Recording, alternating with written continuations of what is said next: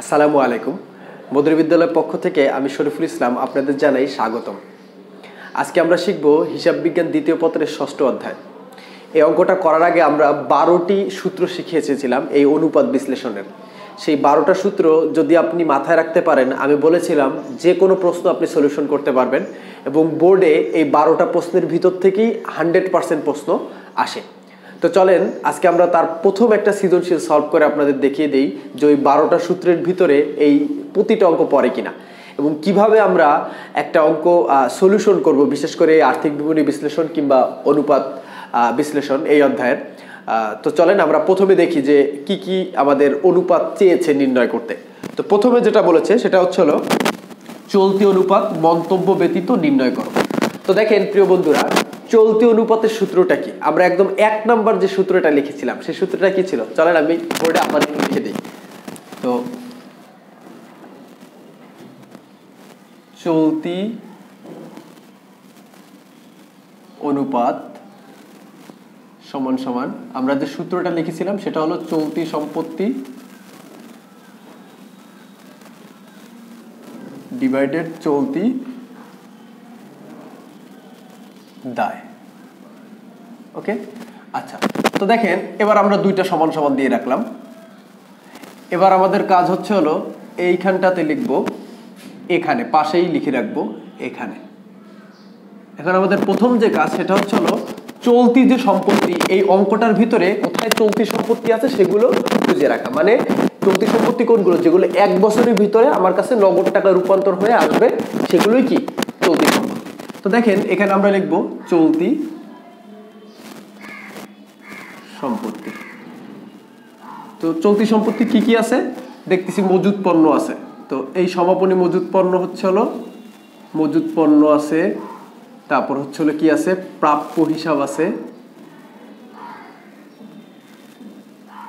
প্রাপ্য হিসাব কি? একটা দেনাদার। এরপরে কি?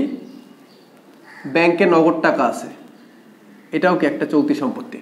এরপর প্রাপ্য নোট, এটাও কি একটা চলতি সম্পত্তি। প্রাপ্য নোট মানে কি? প্রাপ্য বিল।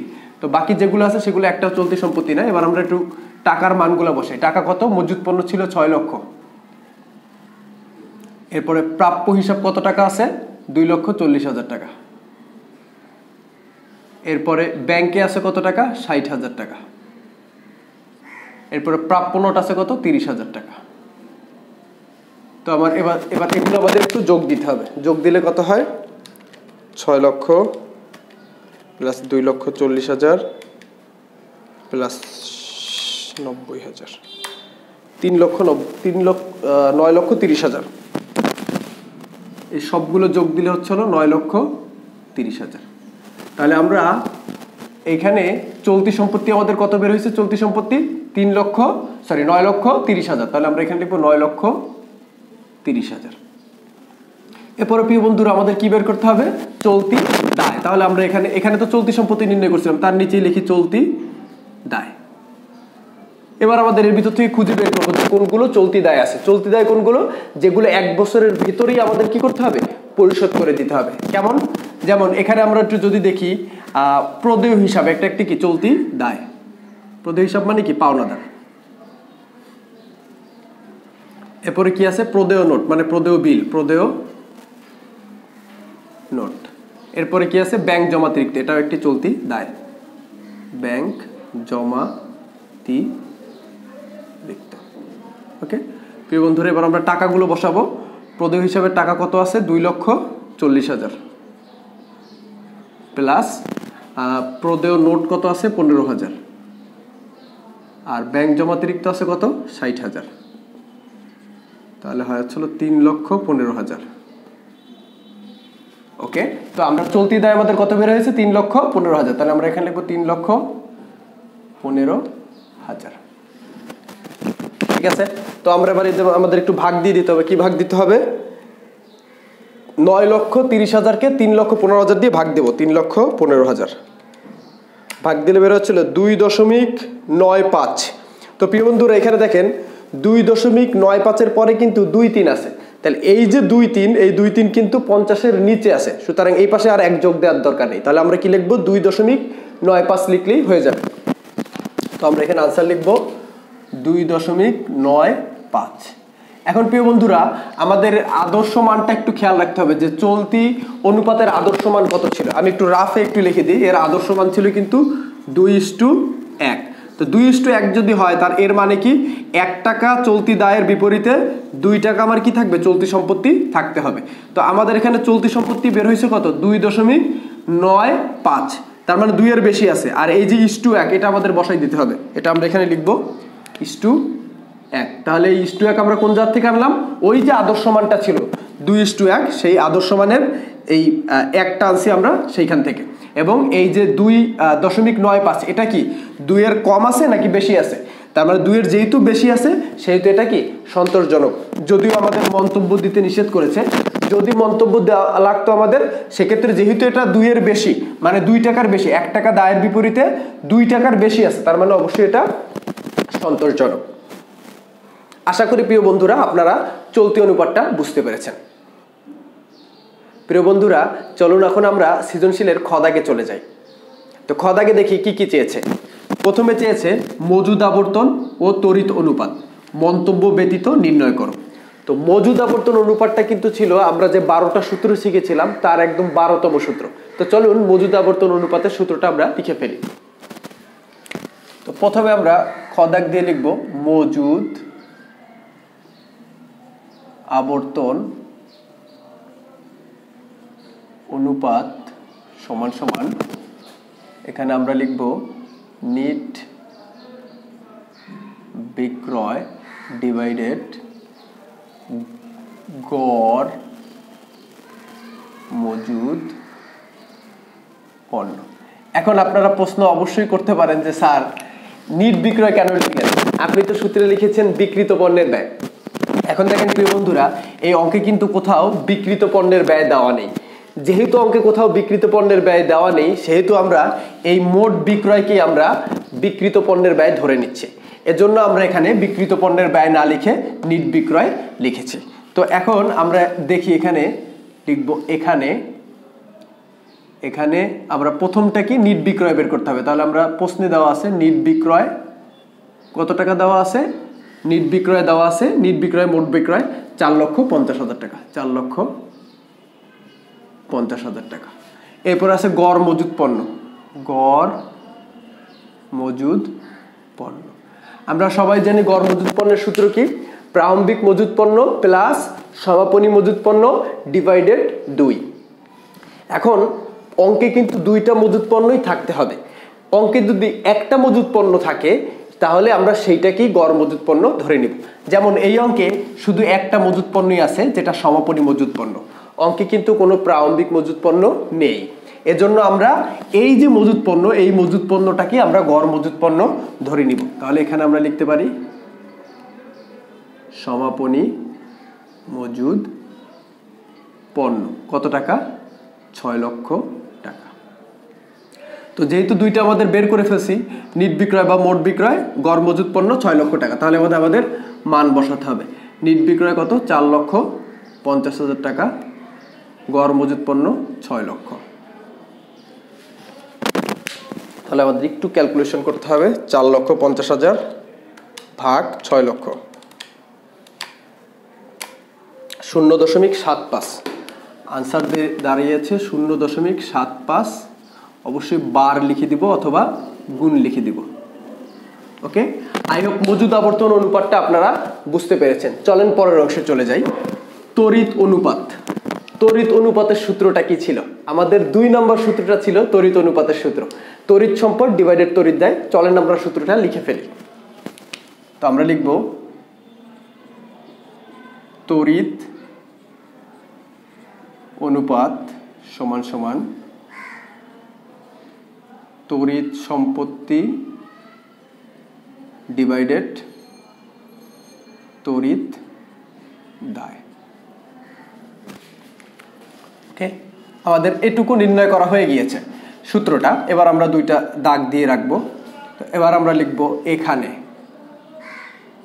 তো আমরা সবাই জানি তড়িৎ সম্পত্তি নির্ণয় করার একটা সূত্র আছে। সেই সূত্রটা কি, মোট চলতি সম্পদ মাইনাস সমাপনী মজুদ পণ্য প্লাস অগ্রিম খরচ। তো আমরা এখানে লিখব তড়িৎ সম্পত্তি সমান সমান মোট চলতি সম্পত্তি মাইনাস সমাপনী মজুদ পণ্য প্লাস অগ্রিম খরচ। মোট চলতি সম্পত্তিটা কিন্তু আমরা এই চলতি অনুপাত নির্ণয় করার সময় শিখে এসেছিলাম। মোট চলতি সম্পত্তিটা আমরা একটু লিখে রেখেছি এই পাশে 9,30,000। তাহলে আমরা এখানে লিখব 9,30,000 মাইনাস সমাপনী মজুদ পণ্য কত? রেওয়া মিলের ভিতর যদি শুধু মজুদ পণ্য লেখা থাকে এটাকে আমরা সমাপনী মজুদ পণ্য ধরে নিই। তাহলে সমাপনী মজুদ পণ্য আছে 6 লক্ষ প্লাস অগ্রিম খরচ, অঙ্কের ভিতর কোথাও কোনো অগ্রিম খরচ নেই, তাহলে 0 দিয়ে দিলাম। তাহলে 9,30,000 থেকে 6 লক্ষ গেলে থাকে হচ্ছে হলো 3,30,000। তাহলে তড়িৎ সম্পত্তি আমরা কত পেলাম? 3,30,000। এবার তড়িৎ দায় কত? আমরা এখানে লিখব তড়িৎ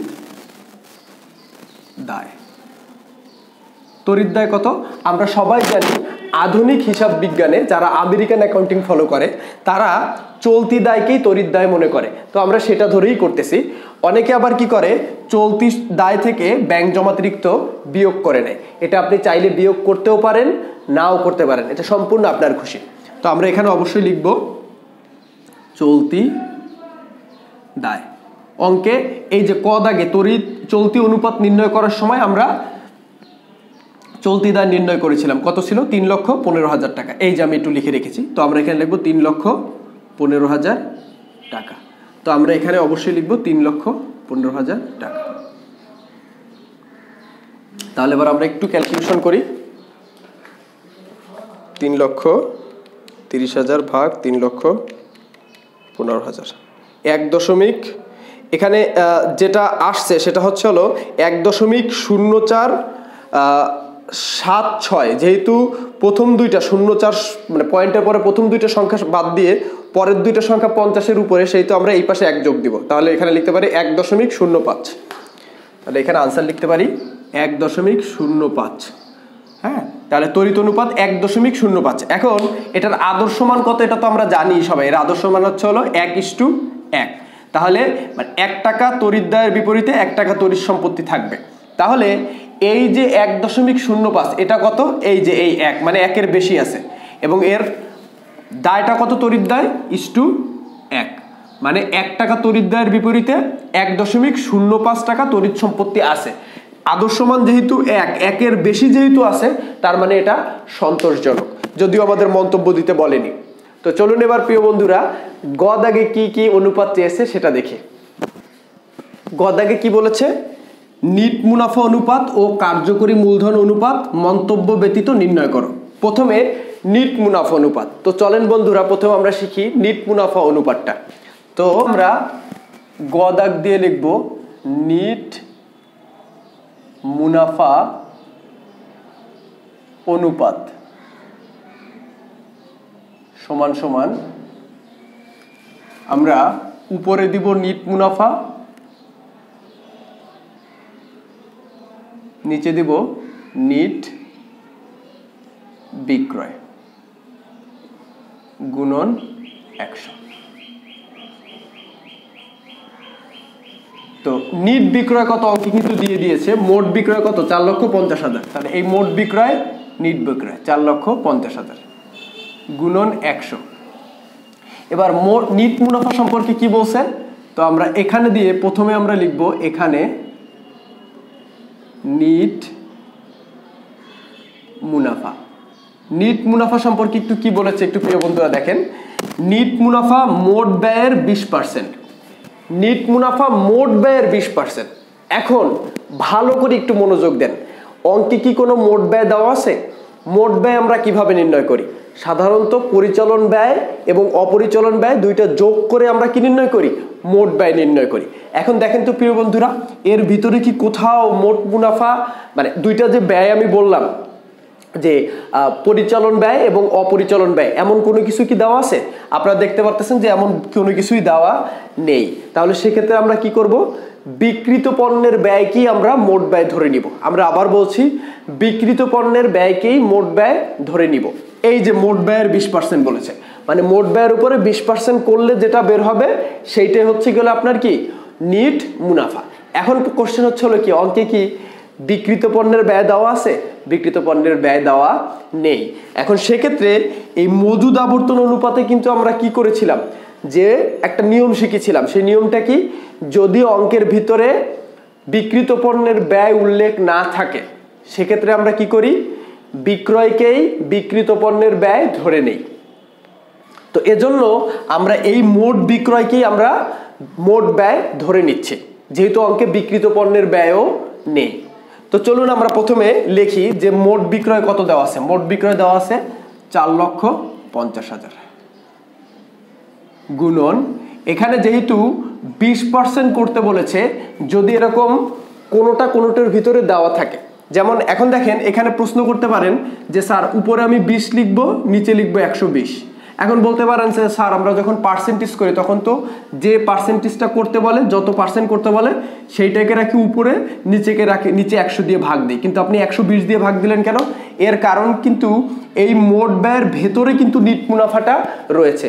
যেহেতু নিট মুনাফা মোট ব্যয়ের ভিতরে রয়েছে, সেহেতু ওখান থেকে বের করার জন্য এবার শতকরা দিয়ে ভাগ দিলে হবে না, যত পার্সেন্টেজ বসে শতকরার সঙ্গে ততটা যোগ করে সেইটা দিয়ে ভাগ দিতে হবে। তার মানে এখন 120 দিয়ে ভাগ দিতে হবে। যদি এখানে 10% বলতো তাহলে আমরা উপরে দিতাম 10, নিচে দিতাম 110। আচ্ছা, তো আমরা এটা পার্সেন্টেজ করলে বের হয়ে যাচ্ছে 75,000 টাকা। তো আমরা উপরে অবশ্যই লিখে দিতে পারি 75,000 টাকা। তো আমরা একটু ক্যালকুলেশন করব। 75,000 ভাগ 4,50,000 গুণন 100, 16.6666। তাহলে আমরা লিখতে পারি 16.67। 16.67 অবশ্যই পার্সেন্টেজ দিয়ে দেবো, যেহেতু আমরা 100 দিয়ে গুণ দিয়েছি সেহেতু আনসারের শেষে অবশ্যই কি দিয়ে দেবো, শতকরা পার্সেন্টেজটা দিয়ে দেবো।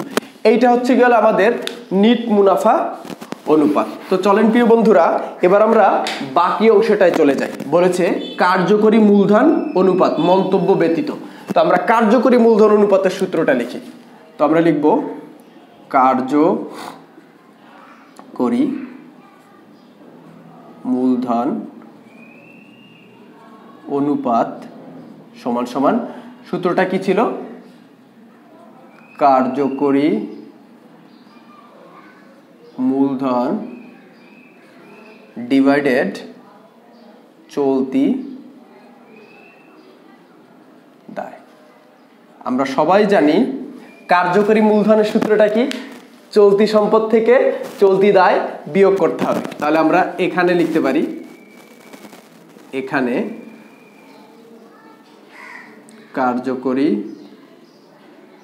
মূলধন সমান সমান চলতি সম্পত্তি ডিভাইডেড চলতি দায়। আমি একটু সংক্ষেপে লিখলাম, খবরদার কেউ সংক্ষেপে লিখবেন না।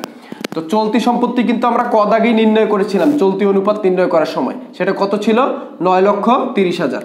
তো আমরা 9,30,000 থেকে বিয়োগ করব কত, চলতি দায় কত ছিল, 3,15,000। তো আমরা 3,15,000 বিয়োগ করব। তো 3,15,000 এটা বিয়োগ করলে হয় কত, 9,30,000 বিয়োগ 3,15,000,